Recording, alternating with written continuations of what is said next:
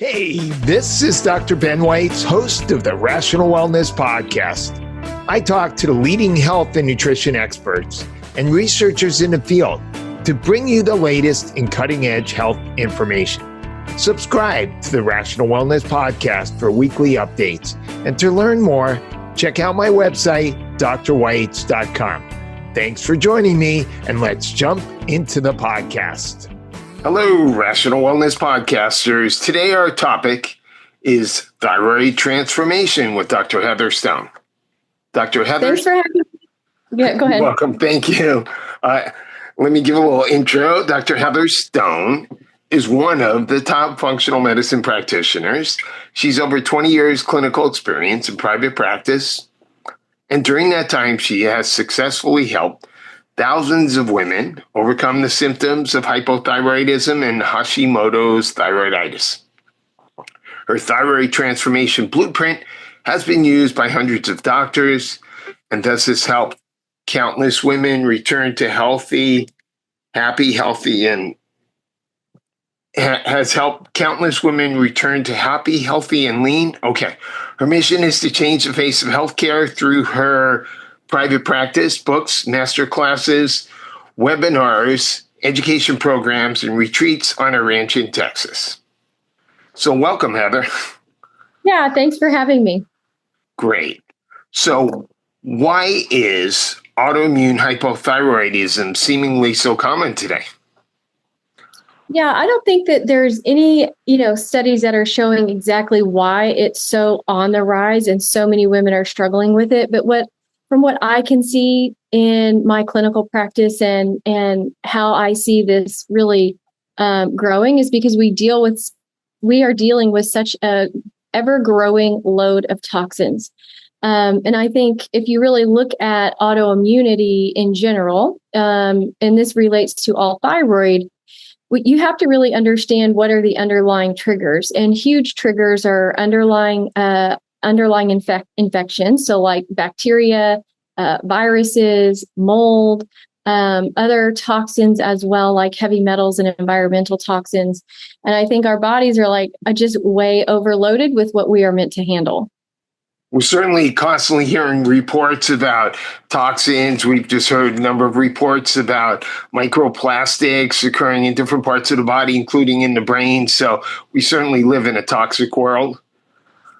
Yeah, exactly. And I think the other thing that's a big contributing factor is not only the toxins, because those cause stress on the body, but also the stress that we live in our environment, right? Like our bodies aren't meant to necessarily be in fight or flight for long periods of time.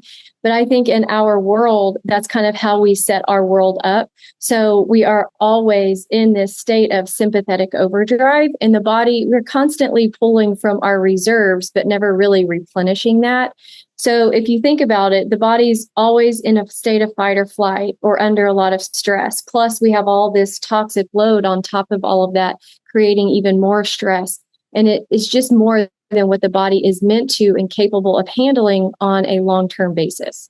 And by spraying toxins onto our food, we create food as a bunch of toxins too, with pesticides and glyphosate and et cetera, et cetera.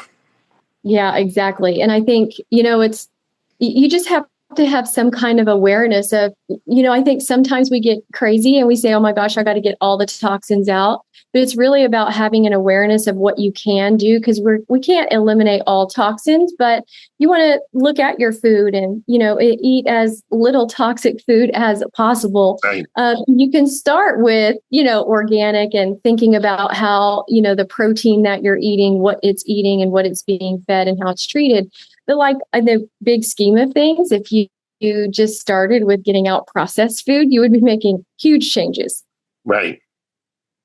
So when you first see a patient who presents with hypothyroid, what are some of the more important questions that you like to ask to figure out what might be going on underlying?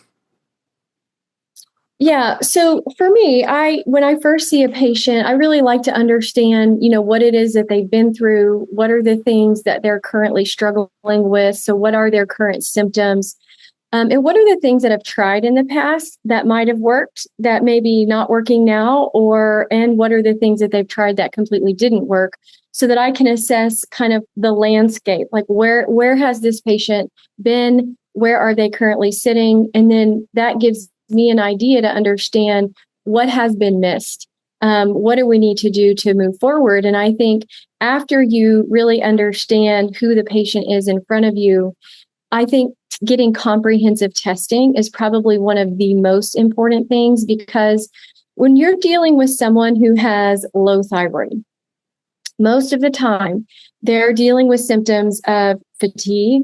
They can't lose weight. They can't sleep very well. They've got anxiety and depression. They've got brain fog. And those symptoms are very commonly kind of pigeonholed into low thyroid. And once you get the diagnosis of low thyroid, it's like that's all they would associate those symptoms with is low thyroid. And so then, patients get prescribed, okay, here's your thyroid medication. Go home and take this medication. Everything's going to be fine. And they go home and they take their medication and they may feel good temporarily, but usually all of those symptoms come back. And so then they go back and medications get adjusted and they take so they just constantly are on this roller coaster. But it's really important to understand that when you're dealing with low thyroid, the body doesn't work in systems, right? The thyroid doesn't work alone. The thyroid and all other systems in the body communicate together and they work together. And so I think one of the biggest downfalls is that when someone gets diagnosed with low thyroid, that's all they look at. But in reality, every single one of those symptoms could also be attributed to dysglycemia, which means their blood sugar is out of balance. It could be an adrenal issue. It could be autoimmunity. It could be gut. It can be a high toxic load. And so really understanding and getting down to the root cause of where these symptoms are coming from is the biggest difference that we see in patients' care and outcomes. And we pretty much know that 95% there's going to be some autoimmune component. Yeah. So most of the time, 90 to 98%. So you just kind of divide it in the middle. 95% of us who have low thyroid actually have an underlying autoimmune condition. And in traditional medicine, there is no difference between Hashimoto's and low thyroid in respect to the care or the treatment. It's low thyroid hormones.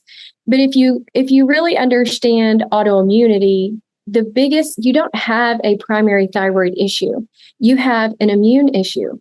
And so you have to understand that the goal is now to stabilize the immune system. This is really important because once you have one autoimmune disease, you're at risk for developing multiple autoimmune diseases. And when you have Hashimoto's, you're at risk for developing thyroid cancer. And so if we just took the only focus off of thyroid hormones and we said, okay, we've got an immune issue. Now, what do we need to do to stabilize the immune system? So now you've got to take a step back and say, okay, what are the triggers that this specific individual patient is dealing with? Is it a blood sugar issue? Is it an adrenal issue? Is it hormonal? Like, are they having estrogen and testosterone surges? Is it an underlying infection, underlying toxins, food sensitivities? So you're looking at all of those things in a person to understand how do we get their immune system stable? And that is why so many women are still struggling with low thyroid symptoms, is because they're just focusing on thyroid hormones, but not taking a deeper look and understanding how the body where are the triggers that are truly impacting the immune system. Right. So we have these underlying immune triggers, which means that the immune system is, for example, attacking a toxin and then creates antibodies. And then those antibodies cross-react and attack the thyroid and therefore lead to destruction of the thyroid. Yeah. So essentially, the immune system is actually making antibodies to the thyroid, right? That's how we diagnose Hashimoto's, is that they're making antibodies either to the TPO antibodies, which is thyroid peroxidase, or to the thyroglobulin. So that is a component of the thyroid. But it's really important to what you said, there's a thing in the body called molecular mimicry. So, for example, like if people with Hashimoto's eat gluten, the gluten molecule looks very similar to thyroid tissue and to the cerebellum. And so the immune system will get, it will start making antibodies not only to the gluten, but to thyroid and cerebellum. And so, you can have all kinds of different pathogens that might do that with molecular mimicry and toxins, and even food sensitivities. So it's very important to understand, what are those triggers and what do you need to do to create stability? So let's get into testing. After you consult with your patient initially, you're going to figure out what kinds of detailed labs you want to do. So what are some of your favorite panels that you like to run, depending upon each person's history? Yeah. So first of all, on every patient, we run very extensive blood work. So, of course, we're going to look at the classic things that most people get, like a CBC and a Kim panel, except we're going to do more of an expanded Kim panel and or a metabolic panel, essentially, so that we can fully look at liver function, kidney function, those types of things. Then you want to do a thorough evaluation of your blood sugar.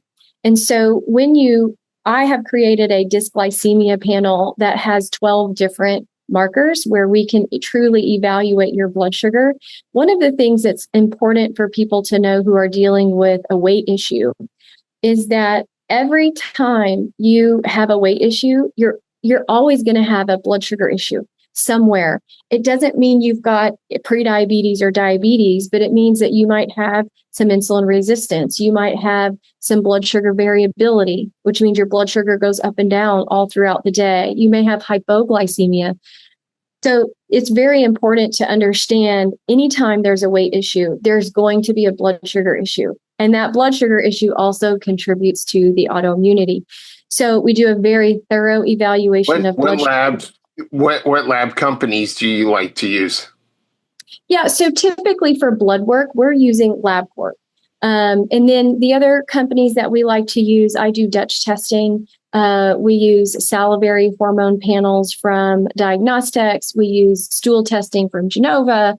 We use the total tox test from Vibrant America. So we use a lot of the lab companies that most functional medicine practitioners use. Right. Okay.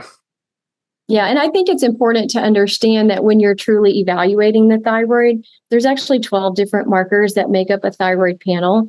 And most women who have been diagnosed with low thyroid, they're just consistently measuring TSH. And TSH is just a very small piece of the puzzle. And so to really look and understand how thyroid is functioning is really important. Do you run any of the detailed tests on wheat sensitivities like Cyrex or the wheat zoomer from Vibrant? Yeah, so we do on some patients run a lot of the Cyrex testing. Okay. We'll say that most people who are dealing with autoimmunity, and most people in general, we take all patients off of gluten, dairy, soy, and corn.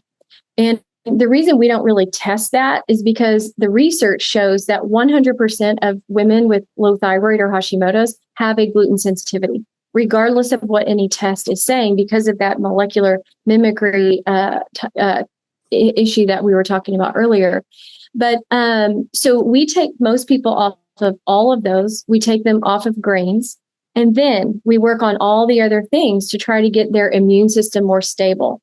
Now, if a patient is still really struggling, like they've got gas and bloating and we can't really find an underlying infection, then we will do more of that Cyrex testing, the Cyrex food sensitivity testing, so that we can fine tune what it is that we're dealing with. Now, I'll tell you, several decades ago, we used to do that Cyrex food sensitivity test on every patient in the beginning. And what we realized is that some of them would come back with like they could barely eat anything. And I called Cyrex and I'm like, okay, what is going on? Why are so many of these people allergic or sensitive to everything?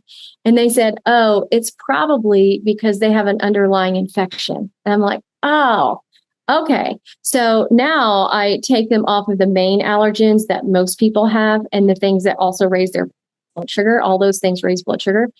And then and we handle any underlying pathogens, then if necessary, we do the Cyrex test. And I have not had another one come back where it was like all lit up, where they couldn't eat anything. And so I just changed the approach a bit, and it's been, it's been a big game changer.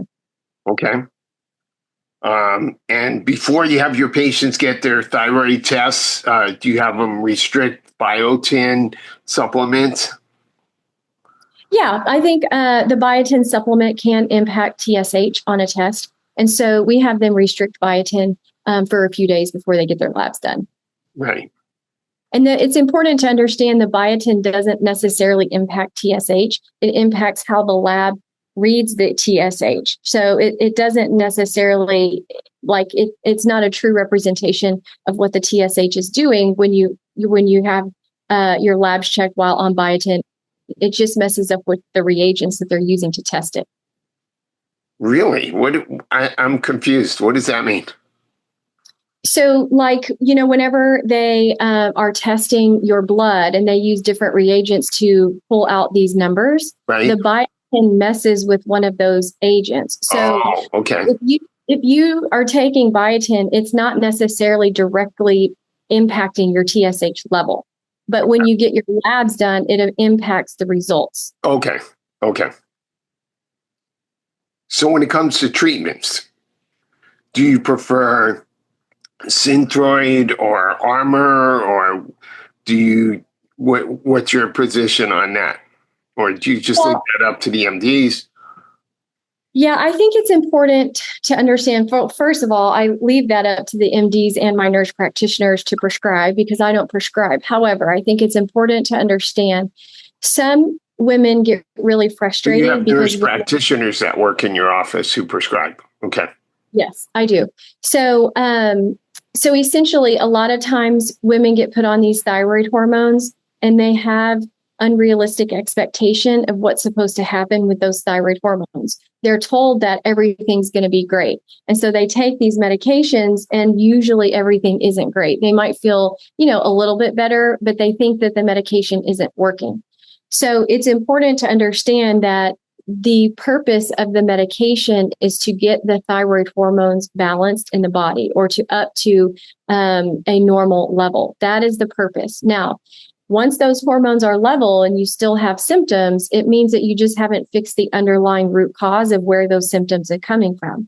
Now, it's important to understand that if you do have low thyroid hormones, it can be a trigger for the immune system. So making sure that your thyroid hormones are normal is very, very important. So if somebody has to take those medications to get their thyroid hormones level, then it's imperative that they do so. Now, for me, looking at these labs and looking at thousands and working with thousands of patients, I don't necessarily see one particular medication working better than another. Now, some people will have sensitivities to levothyroxine and Synthroid, so they need to go on Tyrosint, which doesn't have any fillers or anything like that.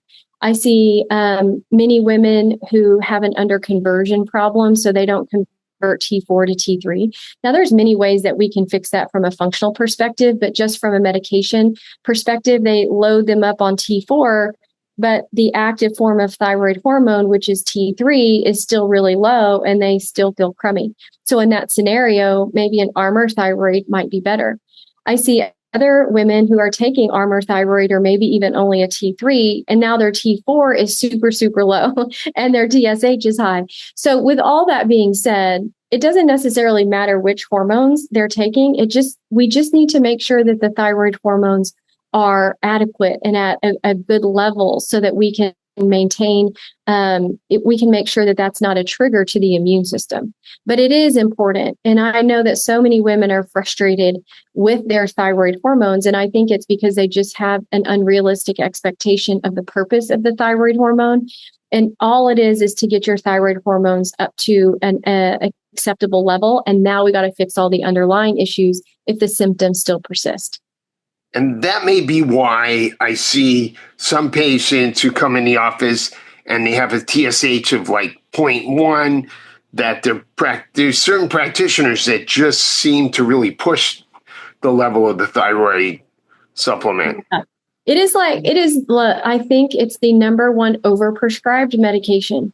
And meaning, like, doctors will tend to overprescribe it because the patient is still having symptoms of low thyroid. So instead of going off of the lab ranges, they will just continue to push thyroid hormones, hoping that the symptoms go away. I mean, there's many issues with that, right? You further suppress your own thyroid production of thyroid hormones. So essentially, you're shutting down the thyroid. Secondly, you start to create thyroid resistance. Just like people have insulin resistance, the more hormone that your cells are exposed to, if they're overexposed to the hormone, you actually decrease the amount of receptor sites on the cell. So you can't get as much thyroid hormone in the cell. So we definitely don't want to over medicate patients with thyroid hormones. We just want to make sure the thyroid hormones are at an adequate, acceptable level. Do you ever look at halides like fluoride, chlorine, bromine that can interfere with iodine? Absolutely. So these compete with iodine for the thyroid. And so, we're always talking about making sure that you absolutely do not drink tap water. You really work to filter the water that you're drinking and using. But the other thing that's important is the water that you're showering with, and maybe even sitting in a bathtub, because now you add heat to that and it just creates a bigger issue. So we have to understand that fluoride and chlorine and all of those halogens, they have the same chemical structure as iodine, and they will bind to the thyroid, and you won't have enough iodine for the thyroid to function. So, for us, instead of overdoing it with iodine, because that can have negative implications with Hashimoto's, you want to just make sure you're cleaning up your water sources. Have you ever tried the high dose iodine that there's certain practitioners recommend, like 12 or 25 milligrams? No, because the research that I've seen and the mentors that I've learned from, it really shows that iodine supplementation over 125 micrograms actually increases the immune attack on the thyroid. So for me, I just don't go down that route. Yeah, I tried it for myself because I have Hashimoto's, and my TSH went from 9 to 25. So Yeah, that obviously wasn't the right strategy for me, but I figured I'd give it a shot. Well, yeah. So, for me, that's not something that we put into clinical practice. And I think that, I have Hashimoto's as well. And so I always try everything on myself first before I put it into clinical practice. Can I do it? Was it effective? And, and then looking at the research. I've really been enjoying this discussion, but I just want to take a few minutes to tell you about a product that I'm very excited about. Imagine a device that can help you manage stress, improve your sleep, and boost your focus, all without any effort on your part. The Apollo wearable is designed to do just that. Created by neuroscientists and physicians, this innovative device uses gentle vibrations to activate your parasympathetic nervous system, helping you feel calmer, more focused, and better rested. Among the compelling reasons to use the Apollo wearable are that users experience a 40% reduction in stress and anxiety. Patients feel that they can sleep. Their sleep improves up to additional 30 minutes of sleep per night. It helps you to boost your focus and concentration.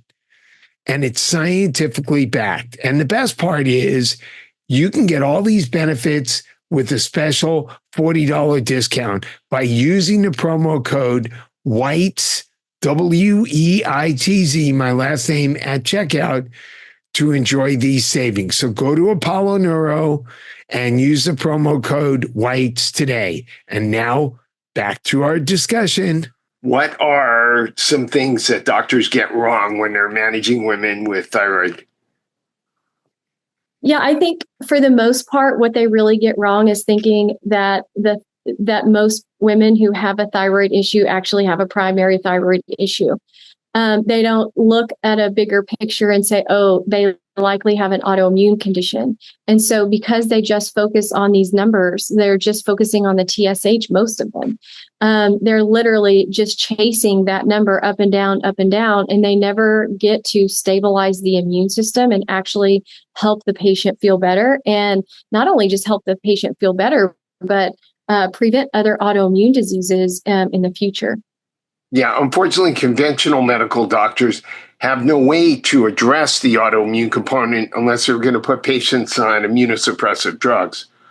Right. And then the immunosuppressant drugs, the side effects of those are worse than what the patient's dealing with right now. So that's why it's not like that is why we are in this position. Like the traditional doctors look in their toolbox, and it's like the only thing that I have in here is thyroid medication. That is the standard of care. That is what is expected and taught.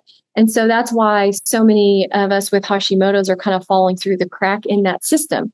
But if you really look to say, okay, how do we restore body function? That's what leads most people to functional medicine, because there's a different approach, a wider, like I say wider scope, but a wider focus, meaning like we're not so myopic on the thyroid, but really looking at immune function and balance. So essentially with pharmaceuticals, and of course there's a time and place, but it's usually to override the body's physiology, right? And if you're going to override the body's physiology with an autoimmune disease, the most logical thing to do would be to shut down the immune system, right? So that's kind of the approach with all autoimmune diseases in traditional medicine.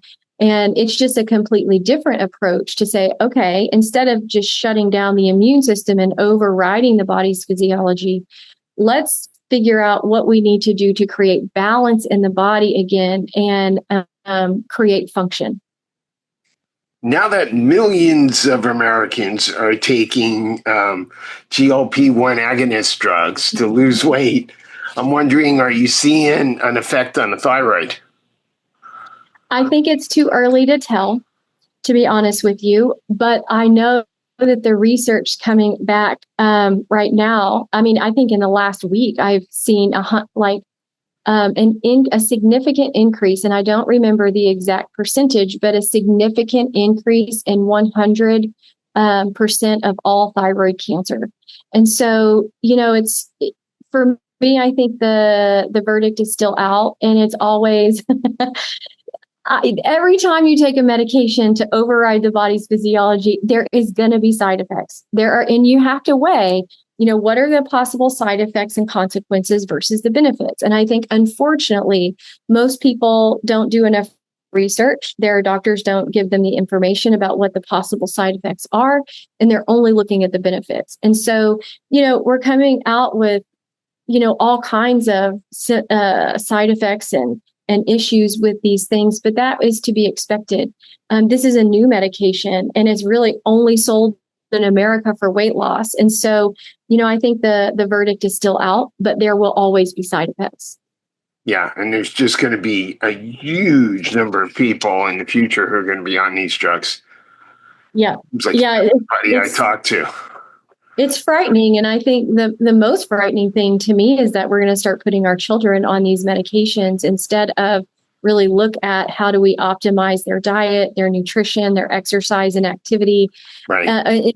Instead of teaching them how they can preserve and improve health as they age, we are just pushing them down this path, which is pretty scary. And I will say almost all people that I've seen on GLP-1s, their insulin is high. Their insulin is sky high. And so this is a diabetic medication, and it increases the secretion of insulin from the pancreas.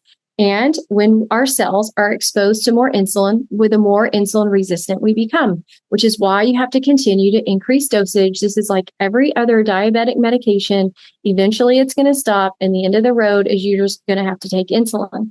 And so I think it's really important to understand that, because most people that are on this, they don't understand that this is a diabetic medication. I've had patients say like, oh my God, I would never take metformin, but they're on Ozempic. I'm like, do you realize that you're on a diabetic medication that's literally increasing your insulin?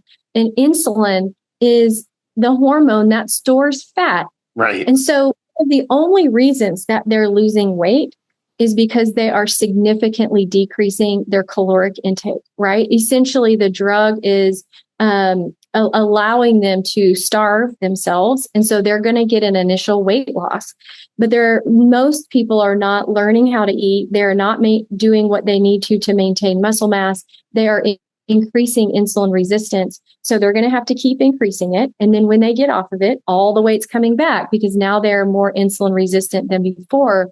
And so I think that, for me, some people may benefit from the short term, like to help them with this weight loss process.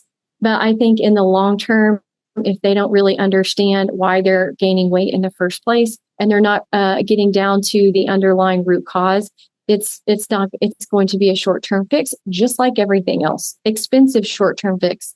Right. Now you mentioned T4 to T3 conversion issues. So if everybody's not familiar, your body makes T4, or you take a T4 supplement like Thyroid, and then the T4 has to get converted into the active form T3. And not everybody converts T4 to T3 so well. So what are some of the strategies you use to promote that? Yeah, we look at it from two different perspectives. So first of all, the body converts T4 to T3 70% of the time in the liver. Okay. And honestly, most people who have Hashimoto's and thyroid issues, they need support. They need to support their detoxification pathways, which is mostly in the liver, right? So most of us need liver support. Now, another 20% of the time that gets converted in the gut. And most of us need to support and improve our gut health. And then 10% of the time, it happens other places in the body. So you have to think about, okay, where this gets converted, is it functioning optimally? Secondly, you also need like selenium and other enzymes and nutrients to help convert T4 to T3. So are your minerals and nutrients and all the vitamins that you need, are any of those deficient? Are they at good levels? Now, the third thing. So what are the key nutrients that you tend to find? You mentioned selenium. Do you find zinc? What other nutrients do you find are really helpful or tend to be helpful? Yeah, like zinc for sure, selenium, and a lot of antioxidants. Most women who have issues with their thyroid, we mostly need methylated B vitamins. So many of us are deficient in those B vitamins. So those are really the big ones. Zinc, selenium, and one of the supplements that I use to help for conversion also has a little bit of copper in there as well. Okay. All right. Now, the other thing, which is really big, is that a lot of times we will have an overload of free radicals and toxins in the body. And that in and of itself. So what happens is when you eat sugar, well, anything, right, that turns into glucose, your cells take that glucose into the cell by insulin, and your mitochondria, little powerhouses inside the cell, they make energy, or what we call ATP. Now, when you make energy or ATP, a free radical also comes off of that. And you can think of a free radical as garbage or a waste product. It speeds up the aging process. And so the body has to be able to clear out those free radicals.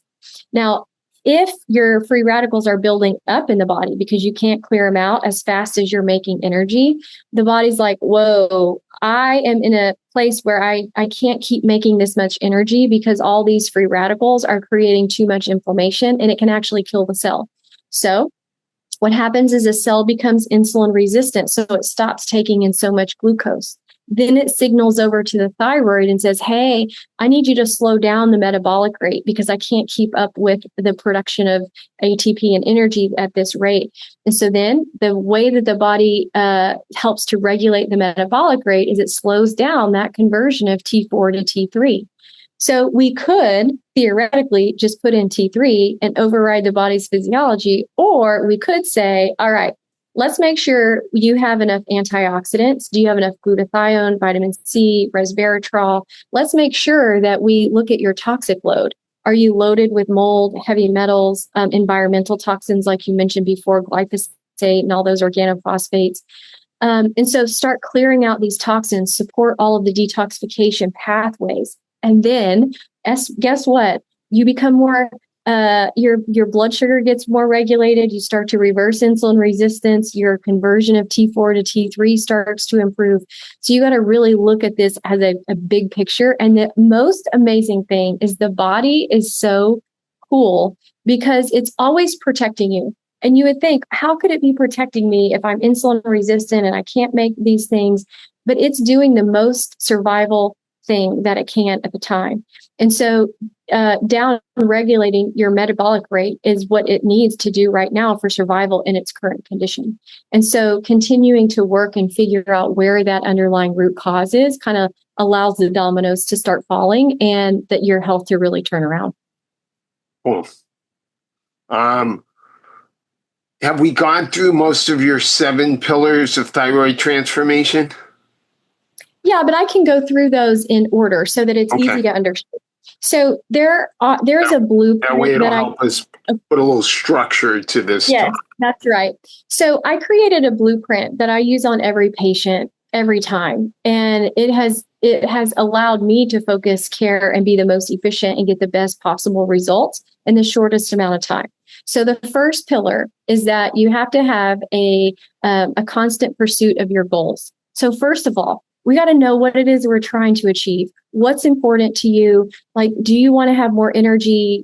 Do you want to lose weight? Do you want to sleep better? Like, what are your goals? And then tied to those goals, you have to have a deep meaningful motivation. And this is where most people, they fail because they'll create New Year's resolutions like, I want to lose weight. But literally everybody has forgotten about their New Year's resolution at 6 weeks. The gyms are empty in the middle of February. And so the goal of losing weight is not good enough because we talk ourselves out of it. We say, we'll start tomorrow and, oh, this isn't going to be that big of a deal. A little bit of this isn't such a big deal.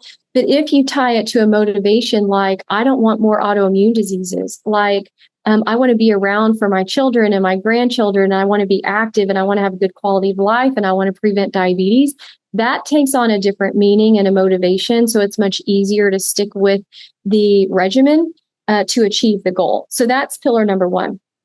Pillar number 2, we touched on, is to do comprehensive testing. You have to do comprehensive testing. Otherwise, you're just guessing at a solution. And I want to iterate that these have to be followed in order, because a lot of times we go from problem to solution without figuring out why we have the problem. And then the solution may or may not work. So the third pillar is that you have to have comprehensive diagnosis and analysis. This is important because a lot of people will hear me talk and they're like, okay, well, what are the 12 markers for thyroid? So they go ask their doctor to run these markers. And the answer that they usually get is, well, we're not going to run those markers because I don't know how to analyze them. I don't even know what half of them mean. Or they're going to say, we could run all of those markers, but it's not going to change treatment, so we're not going to order those. And so what I really want— a lot of times the insurance doesn't want to cover those markers still. That's exactly right. Yeah. And then the doctors get flack for ordering those markers in the first place. So you have to understand and you have to analyze these from a functional perspective. So not just going down the lab work and picking out the things that are outside of the lab ranges, but you have to understand patterns, how these things are working, evaluate them from a functional level and not just a disease state. Because in functional medicine, there's actually optimal ranges where a human being should be functioning optimally. We have to realize that these lab ranges are just to determine disease. And so we're not necessarily looking for the disease, although we'll find it, but we're looking for the dysfunction. We're looking for the underlying imbalance. And then that brings us to pillar number 4, which is customized care. So earlier I talked about a load of different triggers. Well, how do you know which trigger to treat? Well, you got to do the testing and the analysis. Then you can kind of figure out, okay, what are the highest priorities? And now we're going to customize care based on the highest priorities that we see with your labs. And then the 5th pillar is that you need a coach because the body's complicated. That is why we still research, right? That is why doctors still practice, because we don't know everything about the human body. And it's hard to do this on your own. And I think having someone guide you through the ups and the downs is very important, because so many people think that health just goes up on an upward trajectory. Like if you implement something, then everything is supposed to just start working right. But the body deals with so many different variables. You're going to have ups and downs. And so many people quit on the downs right before they were about to experience the peak. And so you have to have someone that knows how to get you through that.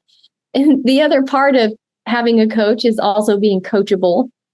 A lot of us thyroid patients, we have had to been our own doctor for so long because, we aren't getting answers, and it's very difficult to sometimes get doctors to listen. But when you find somebody who has the experience and knows what to do, you have to be able to trust that they are going to help you find the solutions and not just jump from one thing to the other, whatever fad is on Instagram at the moment, right? And then pillar number 6 is continued testing. So I do find this as an issue.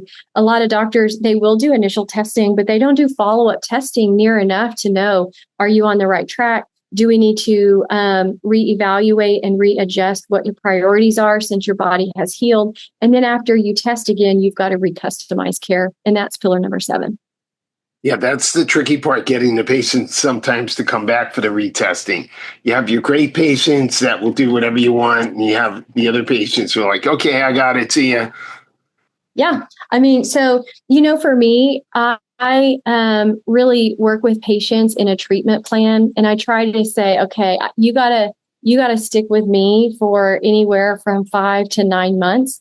And we got to work on this together as a team, because it isn't fun as a clinician, like you're saying, for patients to do it for a month or 2 months and then they're out. Like, and then you don't really know, did they get better? They need to come back for testing. There's things that have to be managed throughout this process.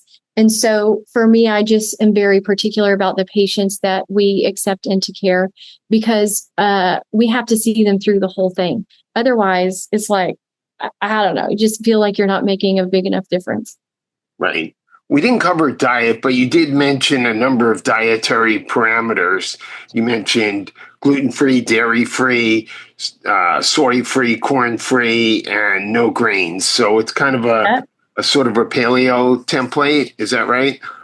Yeah, that's kind of the general guidelines that I use, is more paleo. So protein, vegetables, a little bit of fruit, and good healthy fats. That's kind of like in general. Now, with that being said, depending on where someone is, we may move into more keto. We may do super low carb, like 5 to 10 grams of carbs a day, kind of more towards carnivore. We look at all kinds of different things, like, are they having issues with nightshades or lectins and oxalates? So you can fine tune and customize.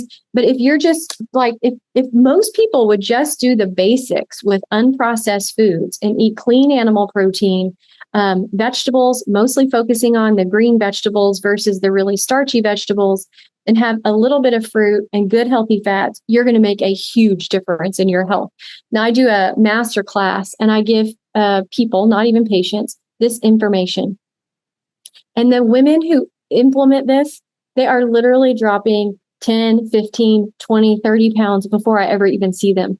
And it's just because they had the courage to implement from the recommendations after, that. And so it's really important that if people are hearing this, just start with something.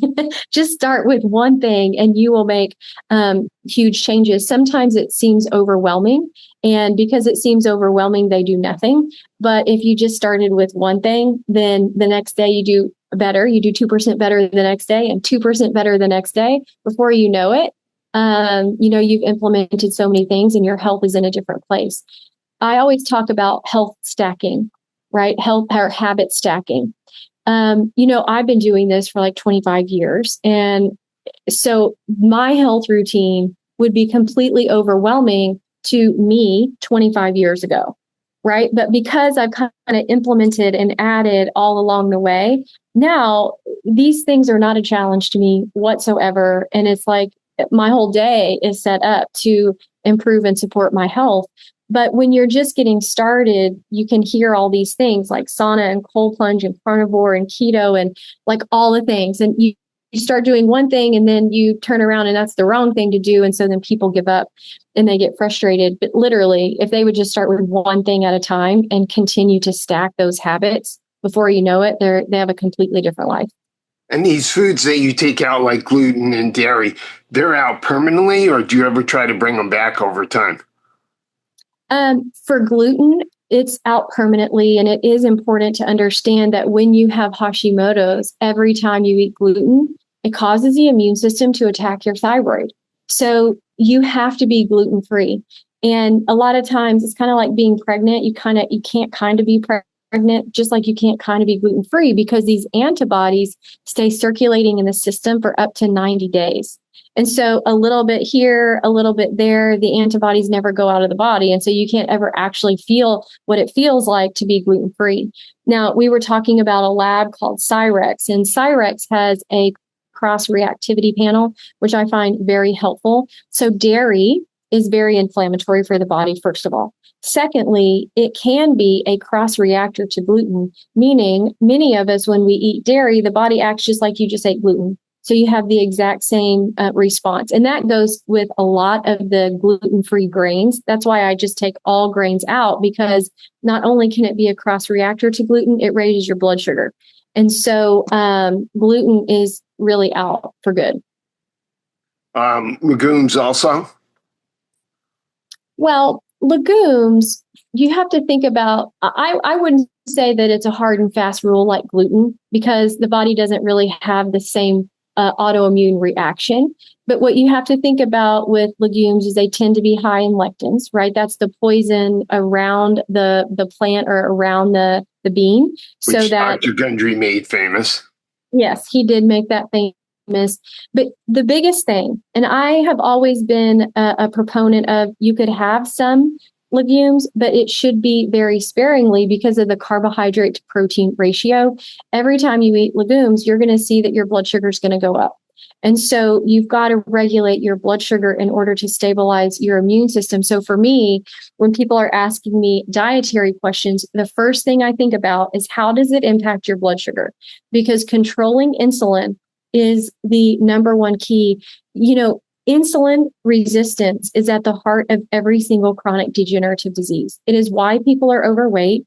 And if we don't have that understanding about how the food impacts your insulin levels, then it becomes a big, you're like, well, why do I have to limit this too? And why do I have to limit this too? And it just seems to be like overwhelming. But like for me, I am here teaching a seminar in Mexico, and we're at an all-inclusive resort. And yesterday they served us some chips with a little bit of black beans with some chorizo. And so I took a bite or two of the bean and chorizo dip. I didn't eat the chips. So I'm not going to sweat it. My blood sugar probably went up a little bit, but like I follow my rules 90% of the time. And so if I eat a little bit of legumes, it's not going to throw me over. But if you do it every day, that's why a lot of times vegetarians and vegans have completely, wrecked their blood sugar, is because they use these high carbohydrate vegetable sources or vegetarian sources as their protein. And so you can't get around that whole blood sugar issue doing that. Well, to play devil's advocate, there are those vegans who argue that by following a low-fat, vegan, high-carb diet, you actually can regulate your blood sugar and your insulin and everything else. And so there are some people out there. We've had them on the podcast. They do say that. And I would wonder, is that sustainable long-term? And have they truly worn a continuous glucose monitor? And what are they looking at? There's two guys that actually are type 1 diabetics, and they claim that eating a high-carb, low-fat diet is the best way to regulate their blood sugar. Well, I don't know. I've never seen a person be able to eat high carbs and regulate their blood sugar. So the question is, are they looking at glycomark? Are they looking at their insulin? I'm sure they're looking at insulin because they're type 1 diabetics. Oh, sure. And of course, they're probably looking at their A1C, but are they looking at the variability when they eat those? Are they seeing a spike in their blood sugar? Because out of the thousands of people I've seen, I've never seen somebody eat high carbohydrate and have normal or even stable blood sugar. I share your skepticism, but there is that concept out there. There is. And, blood sugar also depends not only on what you eat, it depends on muscle mass and activity level, right? So, it looks at, you want to look at their composition as well. But my patient population is all women, mostly, who are 40 to 75. And we are fighting against sarcopenia or muscle loss. We all have weight issues. And so a high carbohydrate diet for my patient population is absolutely not the answer. Great. So how can our viewers and listeners contact you, find out about your programs? I know you have a very busy Facebook group that they could possibly join. Yeah, we're now over 80,000 members, and it is just that's pretty amazing. Yeah, so they can find me on Happy, Healthy, and Lean. So just go to Facebook and type in Happy, Healthy, and Lean and join the group. Now, I do a masterclass pretty much every single month where I spend 3 evenings with these ladies and we do deep dives on weight loss, blood sugar, all things thyroid, and then things that they can implement into their life to really start changing it. So that's the best place to get more information and to connect. Sounds good. Thank you so much. Thank you for making it all the way through this episode of the Rational Wellness Podcast. For those of you who enjoy listening to the Rational Wellness Podcast, I would very much appreciate it if you could go to Apple Podcasts or Spotify and give us a 5-star ratings and review. As you may know, I continue to accept a limited number of new patients per month for functional medicine. If you would like help overcoming a gut or other chronic health condition and want to prevent chronic problems and want to promote longevity, please call my Santa Monica White Sports Chiropractic and Nutrition office at 310-395-3111, and we can set you up for a consultation for functional medicine. And I will talk to everybody next week.